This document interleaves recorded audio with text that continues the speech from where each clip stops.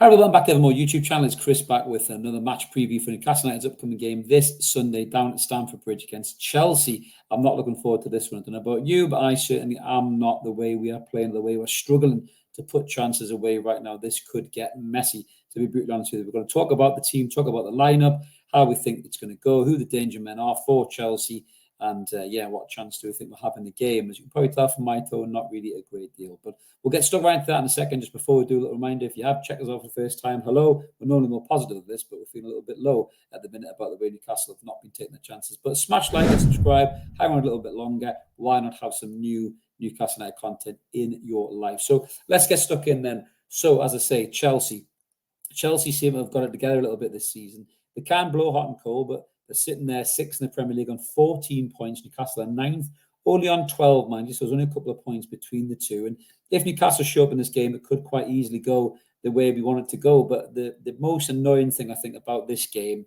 is the fact that Chelsea have played in the European competitions, Europa League, which we should have qualified for, which we did technically for. We just didn't get there because I'm Man United. Cheers for that, Ten Hag. But they played midweek. They basically rotated their entire squad. They still beat Panathinaikos 4-2, I think it was, or they scored 4 goals, 4 totally different goal scorers who probably won't even play this weekend. And they've got a real wealth of riches in their squad. Everyone's just waiting for Chelsea to click, and when they do click, I think they could be pretty dangerous. They're off the back of a defeat against Liverpool, which maybe they're a little bit unlucky to suffer. But I don't think this is going to be an easy game for Newcastle United at all. So we'll get stuck right into how I think we're going to line up. Pretty obvious, in all fairness, how Eddie's going to line up. There's been clamour for some change, and I'm not really an advocate for the change, but I think this is what Eddie Howe is going to choose. So we're going to go with Nick Pope in goal, Tino Livramento, ex-Chelsea player, right back, Lewis Hall, ex-Chelsea player, left back, and the centre-back pairings are Fabian Schär and Dan Burn. Now, Dan Burn's not let us down this season, to be fair. He's played extremely well in his natural position. Fabian has had some iffy moments, some sticky moments, it must be said. I don't know if age is getting the best of Fabian or what, but he has had some very hairy moments. But he does normally excel in games like this because he has that big game leader mentality. So hopefully Fabian Schär can step up and do a job in this game. Now, here's where I think the change is going to be made. I'm not an advocate for it.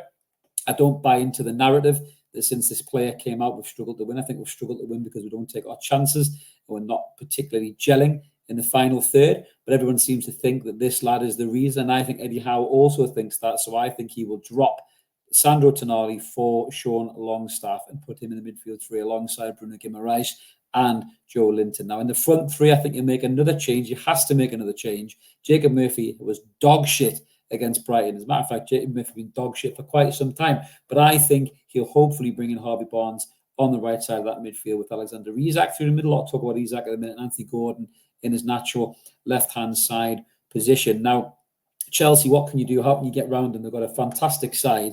Thinking about how they could possibly line up in this game, I wouldn't be surprised if they go something like this. Sanchez in goal, Reece James, Fofana, Colwell, Gusto, Fernandez, Caicedo, Madueke, Cole Palmer, ouch, watch out for him, Sancho and Jackson. Now, previously in the past, I would have said that Chelsea team's a little bit, in disarray. They don't gel. They don't really particularly play too well together, but they're starting to really click and they're starting to really play well together. So they were unlucky to have been beaten, I think, in that last game against Liverpool, to be honest with you. And I think they did quite well. Nicholas Jackson's starting to find his stride as well. So Nicholas Jackson, I believe, I'm just looking at the stats here, Nicholas Jackson has got 5 Premier League goals in 8 Premier League appearances and 3 assists to boot as well. And also a player that we were linked to in the summer, whether there was any truth we're going to get or not, is Madueke, who's got 4 goals in 7 Premier League appearances. And what Chelsea do, they attack you with real pace, real speed. Jackson's no slouch, but out wide with Madueke and Jadon Sancho as well, who's looking decent since he's gone there. They've got real pace to concern you, real pace to worry you. Now, Timo Livramento has loads of pace, bangs of pace, but his first touch is fucking awful. And if he miscontrols in front of Madueke or Sancho, he won't have the time to pick it up, I don't think, because they'll nick it off him. But the big player, the one to really worry about to me, is Cole Palmer. I think Cole Palmer averages, I think, either a goal or an assist every 63 minutes at Stamford Bridge, and only Erling Haaland at 57 minutes has a better kind of ratio of goals or assists in his performances. And the kid is a fantastic player. It does make me wonder where the hell Newcastle were when that lad was up for grabs. What was he, 40 million or something like that?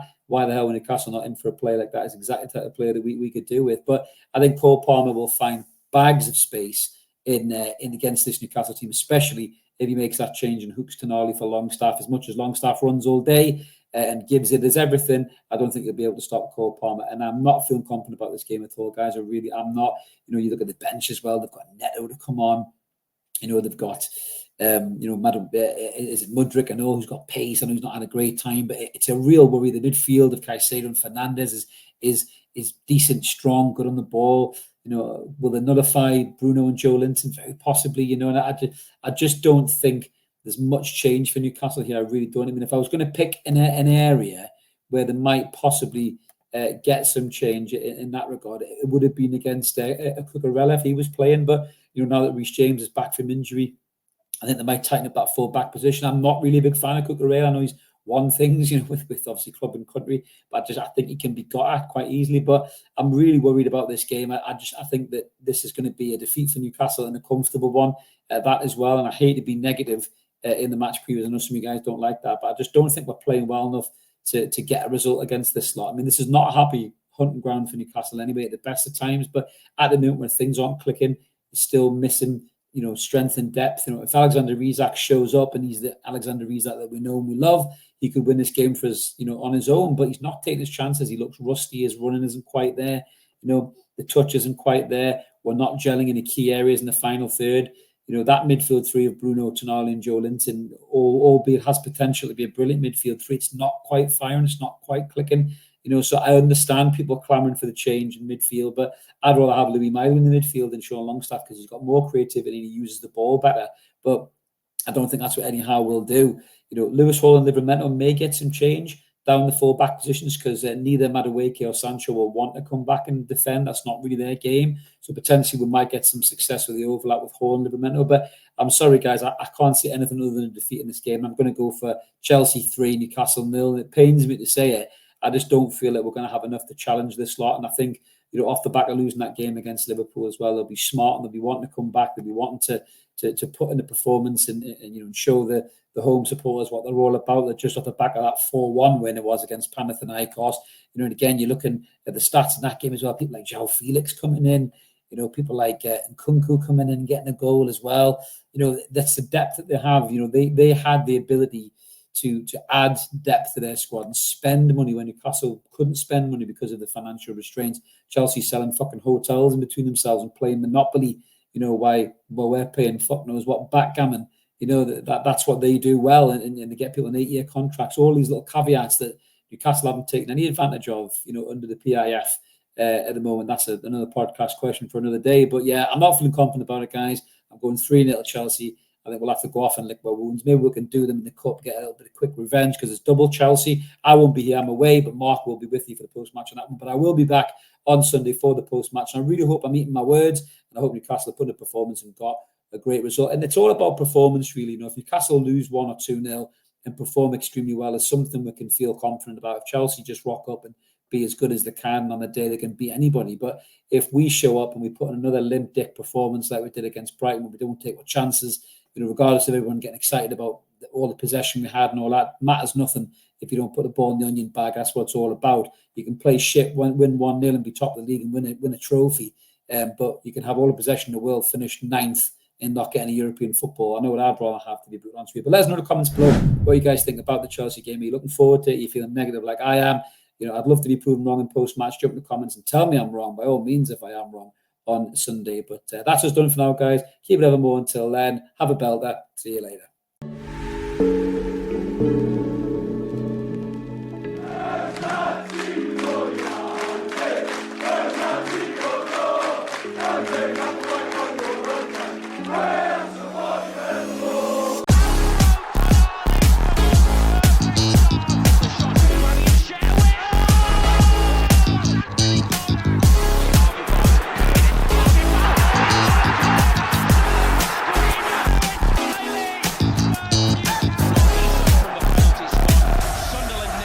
Newcastle United